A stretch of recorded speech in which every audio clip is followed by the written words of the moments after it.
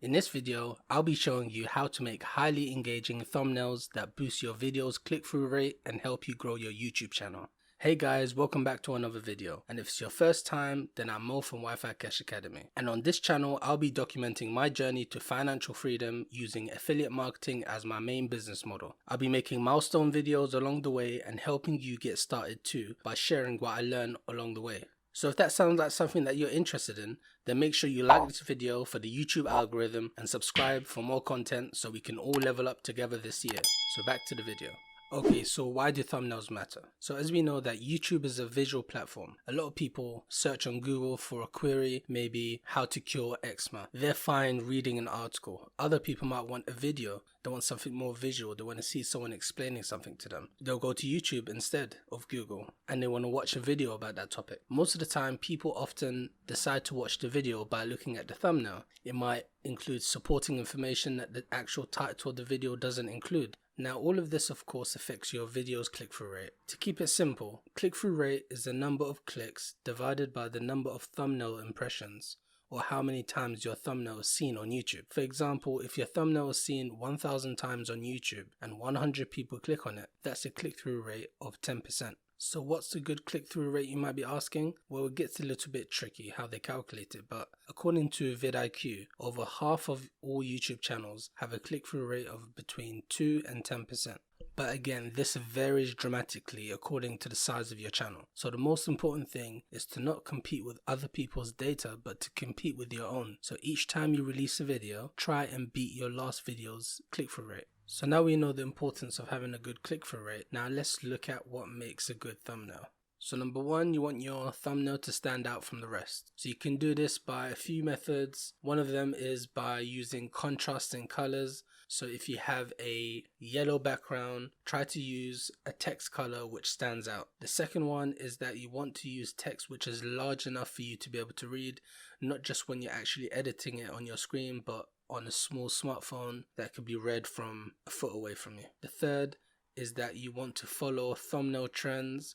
So if you see that in your specific niche that other YouTubers are using specific, emojis, or there's a current trend in your niche, then there's no harm in using some aspects of that. Number four is get inspiration from other channels in your niche. And I'm not telling you to steal other people's thumbnails or just copy them point blank, but use inspiration, look at different thumbnails, look at other niches as well, look at how they're making their thumbnails, and just get some inspiration. Number five, and I call it imperfect action. The more you make your thumbnails, maybe the first one you might think it looks garbage, but after your 5th video, your 10th video, your 20th video, it's going to start getting better. So take imperfect action and don't try and be a perfectionist. Just work. Just do as much as you can. So now let's look at actually how to make your YouTube thumbnails. Now I know there's a ton of different softwares out there that you can use to automatically auto-generate your thumbnails for your videos, but I believe that you should actually be able to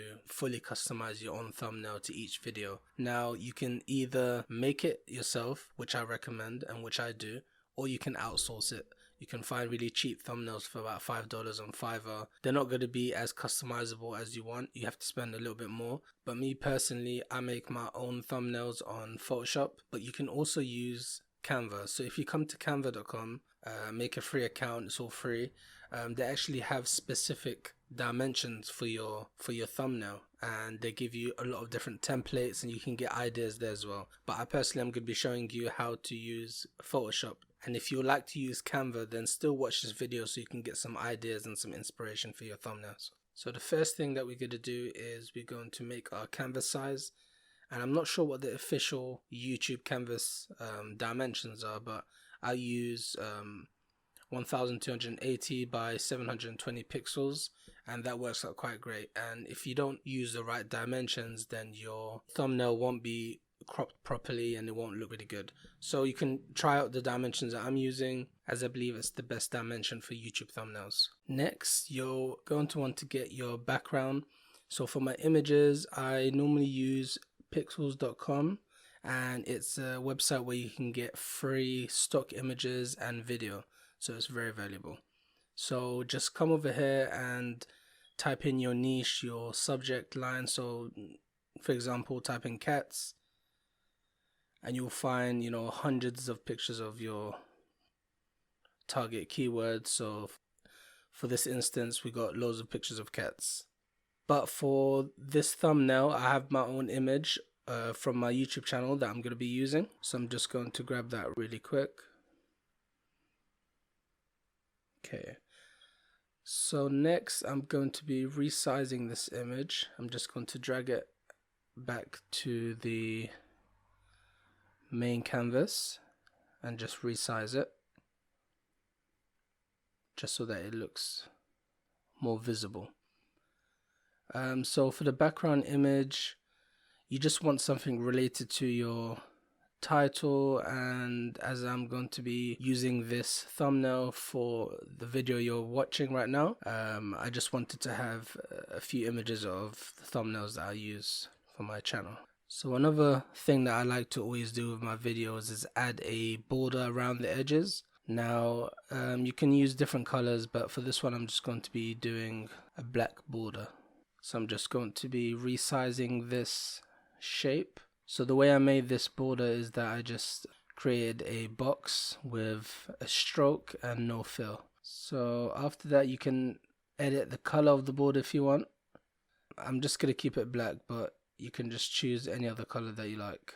So next I'll be adding a new layer, and then to this layer I'm going to be giving a background color and then changing the transparency so that it gives a nice effect and a bit of variation to the color. So for the text, as I said earlier, you want a text that's really bold and stands out and that's easily read from about a foot away. So the font that I really like is called Impact. I've already downloaded it, but if you come over to the site, which is thefont.com, you'll find many other really cool fonts that you can check out. So I'm just going to be typing in the text here. It's not going to be the exact same text as my thumbnail, but I'm just giving you an example of what it should look like. I'm also going to add a background for the text just to make it stand out a bit more, and I'll do a kind of two-tier color. So I think I'm gonna go with a gray, and then we'll see for the other box, and I'll do the same for the other text, and I'll change the color also to red. So the more you do this, the easier it gets. I'm not showing you all of the different tools and things that you can use, but I'm just giving an idea of how you can make your thumbnail, and it doesn't take that long. It's very customizable, and it's a skill that I think is quite good to learn. So I'm just going to be adding a drop shadow to the boxes around the text just to give it a cleaner look. And one more thing is that while I'm doing this, it's a very good skill to have. Even if you want to outsource this in the future, it's good to know the process so that once you're talking to the designer, you can give them the exact steps and details to it, so you know what you're asking for, really. You know the process already. So after that's done, I'm just going to add a little bit of tilt to the box and text just to give it a bit more, to stand out a little bit more, just a bit of stylization. And then I like to add some more elements. So you can add whatever you like here. So I usually like to add, arrows and, pictures. When you can, adding, a human face, your own picture, or if you don't want to show your own picture, you can use other images from the stock site, from pixel.com. So it's really good, to show faces or little pictures. So you can just go to Google for that, or use any other image. So I have an image of a YouTube play button, so I'm just going to add that here, and I'm going to be adding an arrow just pointing to the YouTube button.